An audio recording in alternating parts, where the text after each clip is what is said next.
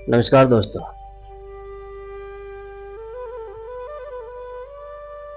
बहुत बहुत स्वागत है आपका आपके अपने YouTube चैनल पर, जिसका नाम है भक्तावल क्षेत्र। वीडियो का 7वां भाग बनाने में थोड़ी देर हो गई, इसलिए मैं आपसे माफ़ी चाहता हूँ। दोस्तों, कहते हैं कि जहाँ चाह होती है वहाँ राह होती है, और चाहने वाले के लिए तो पाने के लिए पूरी दुनिया होती है, और ना चाहने वाले के लिए सब कुछ होते हुए भी कुछ भी नहीं होता।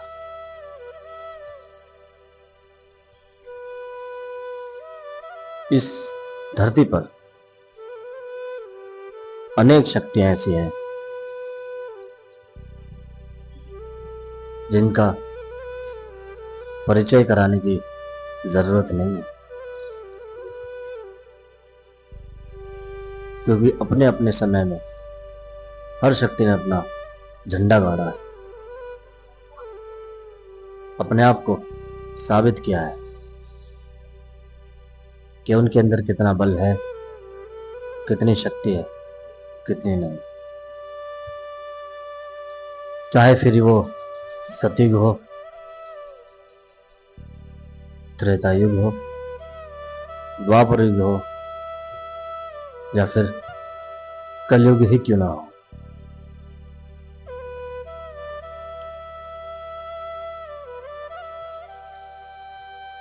ठीक ऐसे ही आज के इस दौर में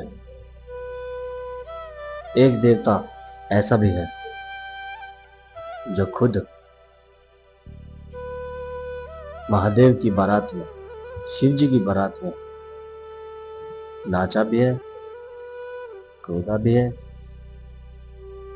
और माता पार्वती के साथ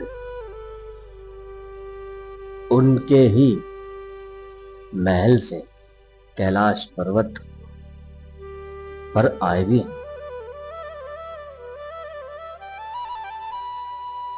और वो शक्ति कोई और नहीं, मेरे पिता महाराज कलवा पवन। देखिए, मैं आपको बता दूं, और मैं हर वीडियो में यही बोलता हूं कि जो मैं बात आपको बताता हूं वो मैं सुनी हुई बताता हूं। जगह जगह जाकर भक्तों से जानकारियां इकट्ठी कर कर सुनकर बताता हूं। इसलिए मैं इस बात का दावा नहीं कर रहा हूं कि जो बात मैं आपसे बता रहा हूं, या जितनी भी बातें आपसे मैंने बताई हैं, वो 100% सच है। मैं सिर्फ आपको सुनी हुई बातें बता रहा हूँ, अपने गुरु से जो मैंने सुनी, अपने प्रेम गुरु से जो मैंने सुनी, अपने गुरु भाइयों से जो मैंने सुनी, और भी जो बड़े बुजुर्ग गुरुजन हैं, जब से पहले थे, कुछ अब है कुछ नहीं है, उनसे सुनिए। इसलिए अब प्लीज कमेंट में कोई भी ऐसी बात मत लिखिएगा जिससे मुझे और मेरे दिल को ठेस पहुंचे। नमस्कार दोस्तों, एक बार फिर से स्वागत है आपका आपके अपने YouTube चैनल पर, जिसका नाम है भक्तावल क्षेत्र। और मैं आपसे बता दूं, ये जो भाग है बाबा कलवा पवन का रहस्यमय इतिहास, यह उस वीडियो का 7वां भाग है। अब ये आखिरी भाग नहीं है दोस्तों, अभी तो बहुत दिल्ली दूर है, बेफिक्र रहिए।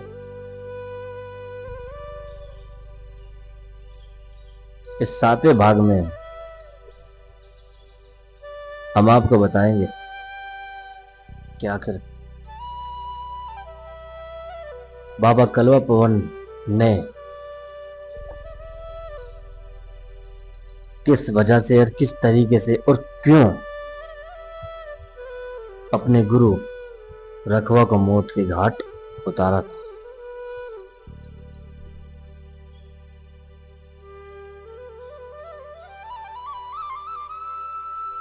गुरु रखवा के वचन और वादा करने के बावजूद भी आखिर क्यों बाबा कलवा पवन ने रखवा गुरु को जान से मारा। तो चलिए दोस्तों, अब हम अपनी कहानी को आगे बढ़ाते हैं। दोस्तों, जब बाबा कलवा पवन स्वर चुकाने के लिए चले जाते हैं और अपने मन में ये बात बिठा लेते हैं कि अब तो मेरा गुरु मुझे स्वर दे ही देगा, इस बात को अपने मन में रख के वह स्वर चुकाने चले जाते हैं और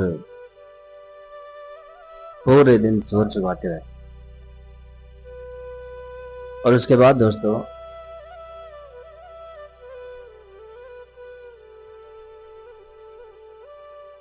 उसके बाद काफी समय बीत जाता है।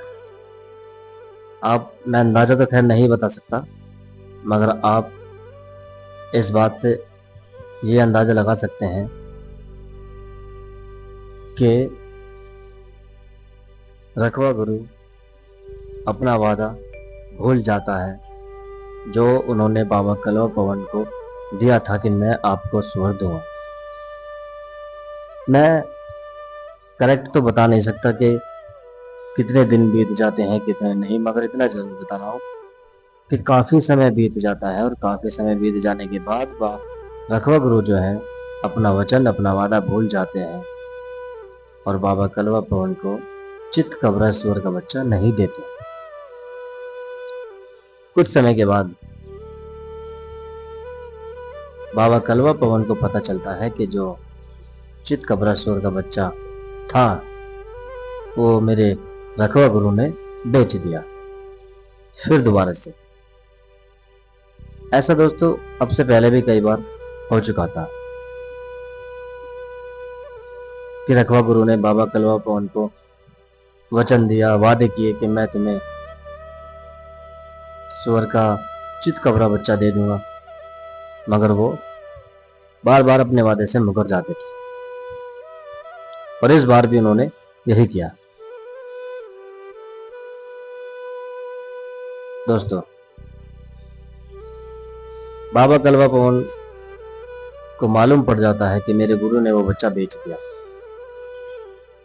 बाबा कलवा पवन जब स्वर चुका कर आते हैं तो वो रखवा गुरु से बोलते हैं,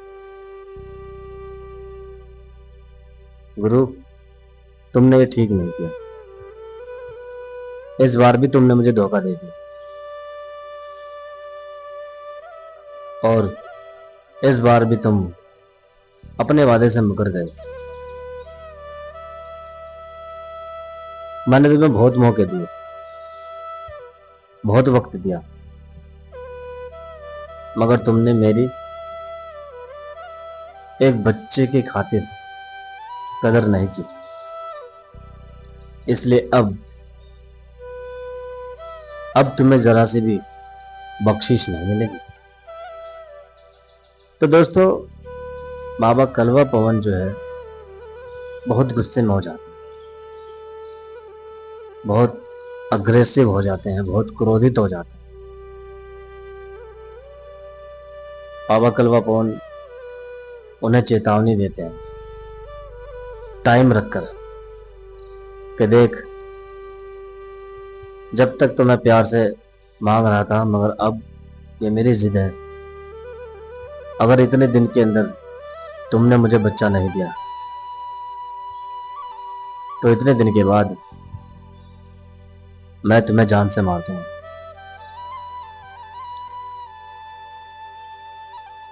और चेतावनी देने के बाद वो अपना काम करने लग जाते हैं, जो भी वो काम कर रहे होते हैं। इसके बाद जब से वो रखवा गुरु को चेतावनी देते हैं, रखवा गुरु उनकी जो बात है वो सीरियसली नहीं लेते। ये सोचते हैं कि अरे ये तो ऐसे ही बोल रहा है, मैं तो इसका गुरु हूँ और भला ये मुझे कैसे मार देगा, क्यों मार देगा, इसने मुझे वचन दिया है कि मेरा साथ देगा, तो ये मुझे नहीं मार सकता। ये गुस्से में बोल रहा है मगर ये ऐसा करेगा नहीं।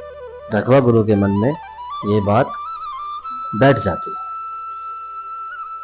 मगर बाबा कलवा पवन, वो तो उनके बारे में तो बताने की जरूरत है नहीं, आप सभी जानते हैं कि वो कितने गुस्से वाले, कितने खतरनाक हैं। जिससे एक बार गुस्सा हो जाए, नाराज हो जाए तो उसको तो फिर भगवान भी बचाने वाला नहीं है। खैर ऐसा तो नहीं है, क्योंकि भगवान से तो बड़े वो हो नहीं सकते, मगर फिर भी दोस्तों शक्ति है, पता नहीं क्या से क्या करते, देव शक्ति है, दिव्य शक्ति है। और दिव्य शक्तियों का दोस्तों जब ये नाराज हो जाती है तो इनको मनाना बड़ा मुश्किल हो जाता है। खैर उसके बाद दोस्तों रखवा गुरु जो है बाबा कलवा पवन की बात सीरियसली नहीं लेते। मगर बाबा कलवा पवन अपने वादे के पक्के होते हैं। बाबा ने जितना समय रखवा गुरु को दिया था, रखवा गुरु वो समय चूक जाते हैं, यानी कि उससे भी ज्यादा समय हो जाता है, मगर बाबा कलवा पवन को रखवा गुरु स्वर का चित कवरा बच्चा नहीं देते। और जब बाबा कलवा पवन को मालूम पड़ता है कि भाई अब तुम्हें यहां से बच्चा नहीं मिलेगा, तो दोस्तों बाबा कलवा पवन जहां अबला गांव के अंदर, जो कि उत्तर प्रदेश जिले के मेरठ के जिले के अंदर है, पवला गांव, उस जगह जो बाबा कलवा पवन ने रखवा गुरु के कहने पर जो वो लेडीज ठीक करी थी, बाबा कलवा पवन कुछ दिन के कुछ समय के बाद उसे परेशान करना शुरू कर देते हैं। भाई शक्ति है, अगर ठीक कर सकती है तो बीमार भी कर सकती है। मगर रखवा गुरु ने जो है इस बारे में सोचा नहीं कि अगर जब बाबा कलवा पवन उसे ठीक कर सकते हैं तो उसे बेकार भी कर सकते हैं। बाबा कलवा पवन उसे बीमार कर देते हैं। उस लेडीज के परिवार वाले बहुत पैसा लगाते हैं, बहुत पैसा लगाते हैं।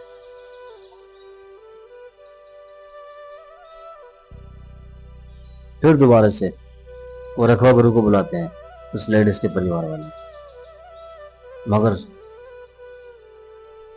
उस वक्त बाबा कलवा पवन रखवा गुरु के साथ जाने से मना कर देते। और जब बाबा कलवा पवन रखवा गुरु के साथ जाने से इनकार कर देते हैं, ये कहकर कि जब तुमने मुझे बच्चा नहीं दिया मेरे कई बार कहने पर, अब मैं तुम्हारा साथ नहीं दूंगा। बाबा कलवा पवन के मुंह से इतना सुनकर रखवा गुरु नाराज हो जाते हैं, गुस्सा हो जाते हैं। और दोस्तों बाबा कलवा पवन को ये कहते हैं कि पहले तो मैं तुम्हें दे भी देता सुअर का बच्चा, मगर तुम्हारी जिद के कारण, तुम्हारी जिद देखकर, हटपना देखकर अब तो बिल्कुल भी नहीं दूंगा। ऐसा कहकर गुस्से में वो चले जाते हैं। और दोस्तों करिश्मा तो ये बाबा कलवा पवन का था। रखवा गुरु वहां जाते हैं मगर उनके हाथ से वो ठीक नहीं होती। और बाबा कलवा पवन उस, तो मैं ये भी नहीं कह सकता देखो कि बाबा कलवा पवन ने ऐसा किया था या किसने किया था, मगर इतना मैं कहूँगा कि रखवा गुरु उस लेडीज को ठीक नहीं कर पाते हैं, वो मर जाती है। क्योंकि सीधी सी बात है दोस्तों, डॉक्टरी होगी तभी तो सही होगी। जब डॉक्टरी थी ही नहीं उसमें तो सीधी सी बात है मर गई। अब जब वो मर जाते हैं तो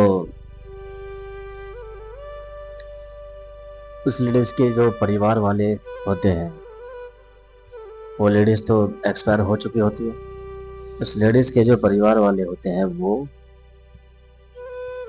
रखवा गुरु से पूछते हैं, भाई जब तुमने इनका इलाज किया था तो ये जो है एक्सपायर मतलब कि कैसे मर गई?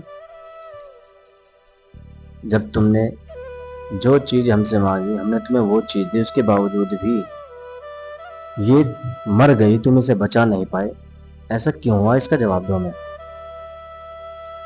अब दोस्तों बाबा रखवा गुरु के पास अगर कोई जवाब होगा तभी तो देंगे ना, मगर अफसोस के उनके पास कोई जवाब नहीं था।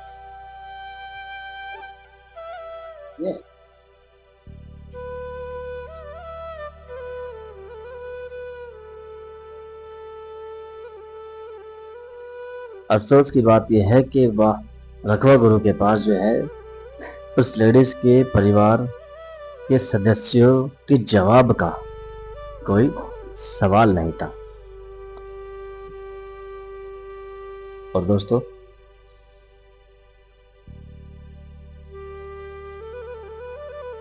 जब उन्हें ये पता चलता है कि ये जो लेडीज मरी है, जो एक्सपायर हुई है, ये इस बाबा की यानी कि रखवा गुरु की ही वजह से मरी है, इनकी लापरवाही से मरी है, इनकी ढील के कारण मरी है। तो दोस्तों वे रखवा गुरु को जान से मारने के लिए उनके साथ मार पिटाई करनी शुरू कर देते हैं। मार पिटाई करने शुरू कर देते हैं, लड़ाई होती है, मार पिटाई बहुत तकड़ी वाली लड़ाई होती है। ऐसा सुना है हमने, देखो हमने देखा तो है नहीं, मगर सुना है कि बहुत तकड़ी लड़ाई होती है, लाठी डंडे चलते हैं। मगर एक बात जिसे सुनकर आपको बहुत ज़्यादा हैरानी होगी और आप लोग अचंभे में पड़ जाओगे, और वो हैरानी वाली बात यह है कि जब से बाबा कलवा पवन रखवा गुरु के पास आए थे, तब से रखवा गुरु ने बाबा कलवा पवन की सेवा करते करते अपना शरीर पत्थर का यानी कि वज्र का बना लिया था, जिसके कारण उनके शरीर पे किसी भी लाठी डंडे या किसी भी चीज का कोई असर नहीं होता था। और ये देन, ये कृपा सिर्फ किसी और की नहीं, सिर्फ और सिर्फ पिता महाराज कलवा पवन की ही थी। उसके बाद वो जो लेडीज एक्सपायर हो चुकी थी, वो उसके जो परिवार के सदस्य थे रखवा गुरु को एक ऐसे सुनसान इलाके में लेके जाते हैं जान से मारने के लिए, कि ये बोल के कि जब तेरी वजह से हमारे घर की औरत मरी, अगर ये जिंदा नहीं बची तो अब हम तुझे भी जिंदा नहीं छोड़ेंगे। ऐसा बोल के वे रखवा गुरु को किसी सुनसान इलाके में जंगल में ले जाते हैं, और उसके बाद ले जाने के बाद उनके साथ वे मार पिटाई करते हैं, कभी डंडे से, कभी छुरी से, कभी लाठी से, कभी किसी चीज से। मगर मेरे कहने के अनुसार कि उनका शरीर वज्र का था, पत्थर का था, उन पे कोई असर नहीं हुआ था। एक और इंटरेस्टिंग बात आपको बतानी है, उसकी एक वजह थी दोस्तों। उनके सिर के पीछे यहाँ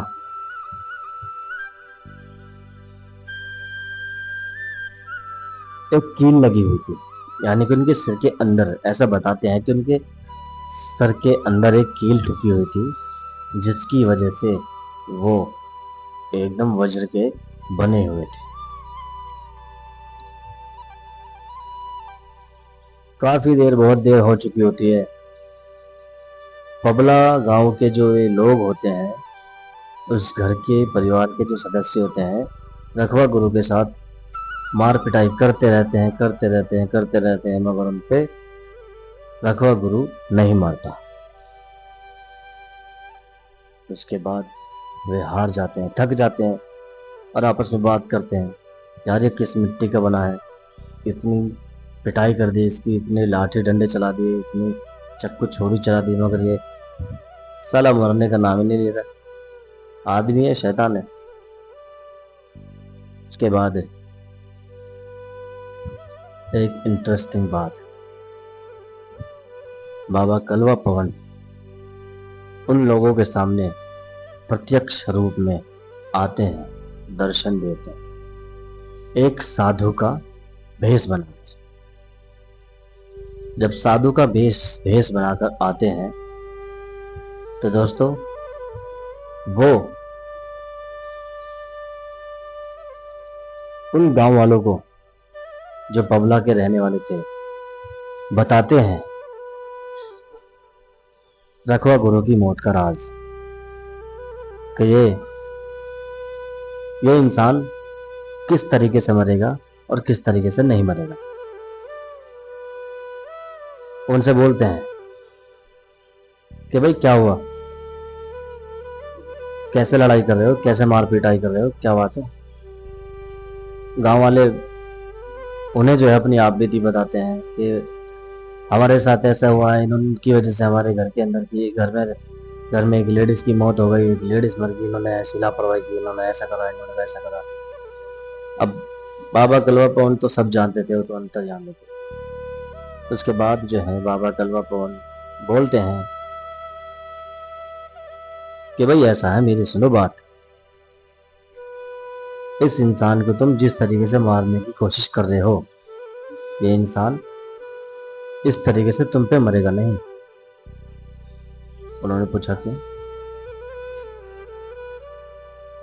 तो बाबा कलवा पवन बताते हैं, बोलते हैं कि इसके सिर में पीछे एक कील गड़ी हुई है, जब तक वो कील इसके सिर में से नहीं निकलेगी, जब तक इसकी मौत नहीं होगी।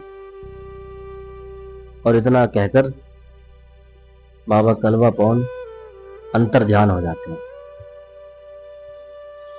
और जिस वक्त जैसे ही रखवा गुरु के सर में से वो कील निकालते हैं गांव वाले, जो पबला के रहने वाले होते हैं, और उसके बाद जो बाबा, जो रखवा गुरु के ऊपर लाठी डंडों की बरसात होती है, रखवा गुरु अपना दम तोड़ देते हैं और मौत के हवाले हो जाते हैं। किस चीज के कारण? सिर्फ एक सुअर के बच्चे के कारण। देखिए लालच, देखिए लालच, जिस दिव्य शक्ति ने उस इंसान के इतने काम बांधे, और आखिर में आके उन्होंने ही उस दिव्य शक्ति को कैसे धोखा दिया। मगर फिर भी दिल से प्रणाम करता हूं ऐसी दिव्य शक्ति को। उसके बाद भी बाबा कलवा पवन ने रखवा गुरु को एक मौका दिया।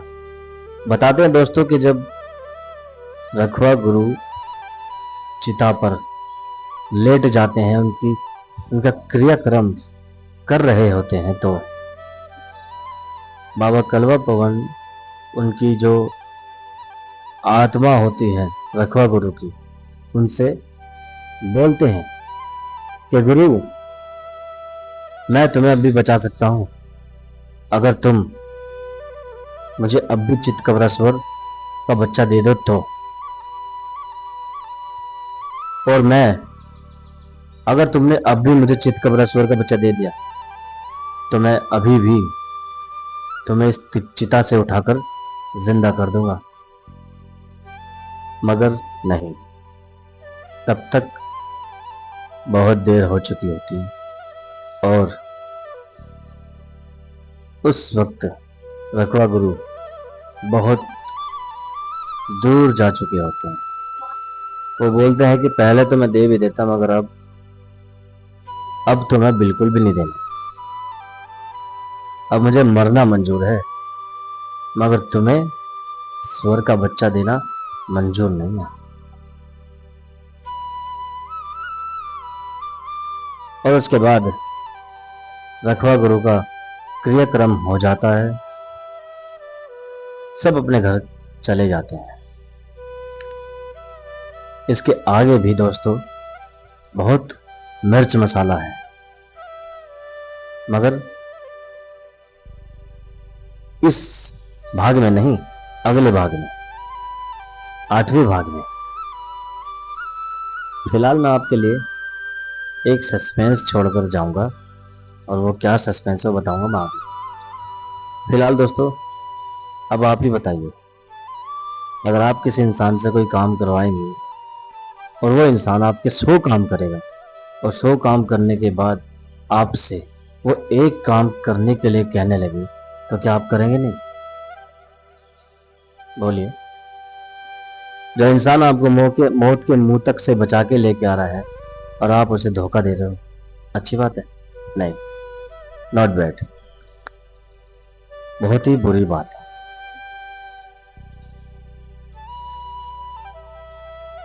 अगर एक स्वर का बच्चा रखवा गुरु बाबा कलवा पवन को दे ही देते, तो भला कितनी गरीबी आ जाती उनके पास। मगर इंसान की खोपड़ी हवस और लालच से भरी हुई है। और ये बात दोस्तों आज से नहीं, पहले से ही इंसान जो है अपना खुद का नुकसान करवा लेगा, मंजूर है उसे खुद का नुकसान करवाना, मगर किसी दूसरे का जी रखना, किसी दूसरे को खुशी देनी, किसी दूसरे को खुश देखना उसे मंजूर नहीं है। देखिए दोस्तों, जहां तक मैं सही गलत का अगर फैसला करूं तो मैं अपनी राय बता रहा हूं, अपना ओपिनियन बता रहा हूं। जहां तक मेरा मानना है, तो मेरी नजरों में बाबा कलवा पवन ने सही किया।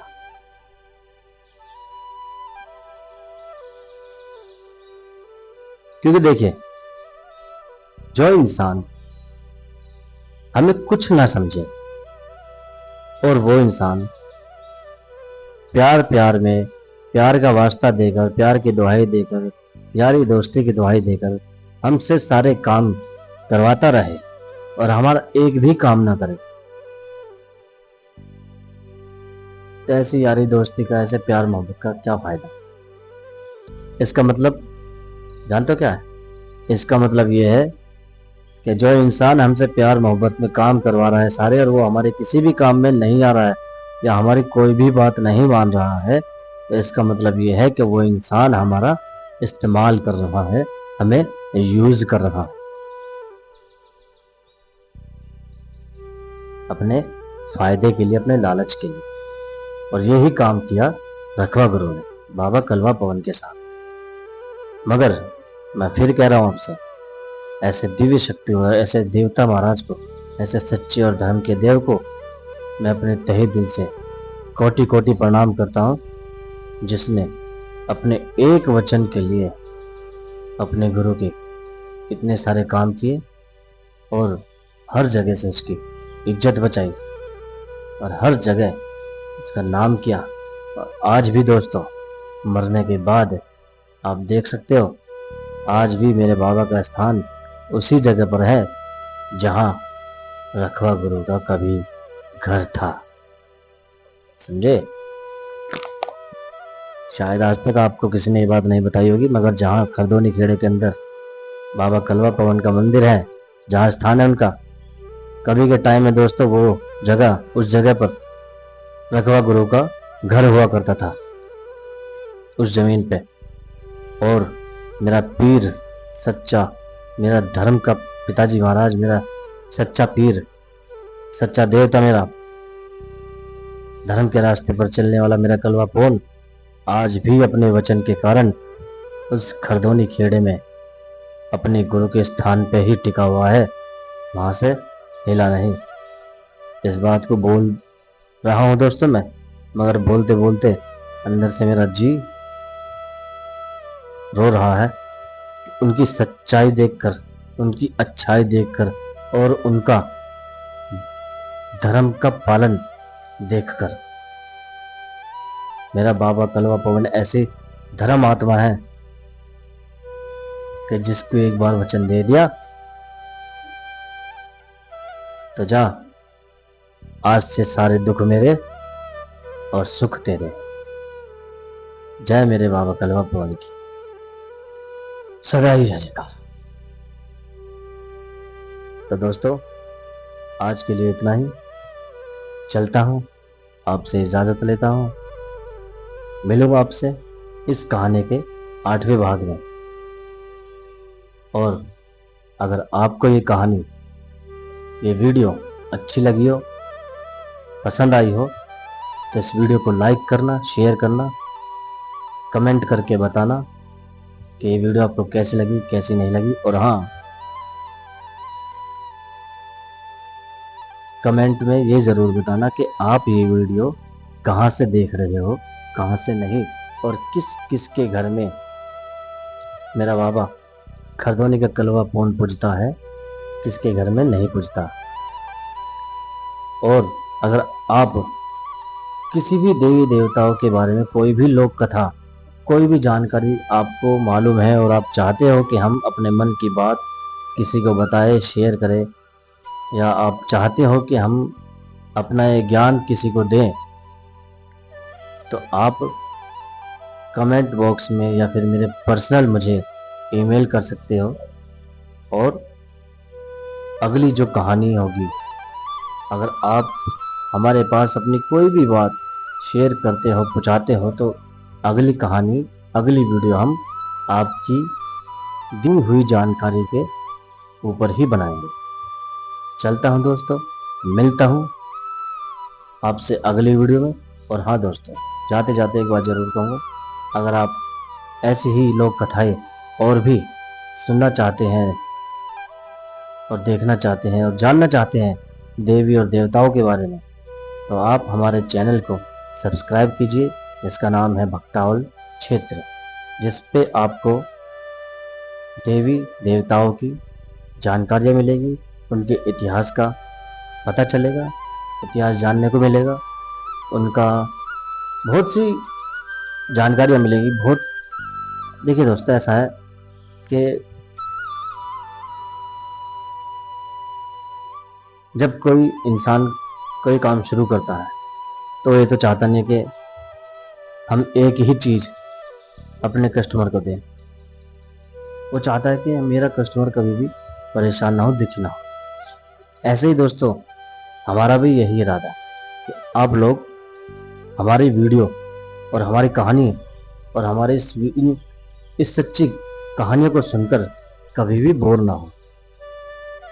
ठीक है, इसलिए हम अपने इस चैनल पर आपके लिए सभी देवी देवताओं की, सभी का मतलब ये है जिन जिन के बारे में हमें जानकारी मिलेगी, हम उन सभी का इतिहास, उन सभी की जानकारी, उन सभी के भोग प्रसाद और भी उनसे रिलेटेड बहुत सारी जानकारी आपको लाकर देंगे।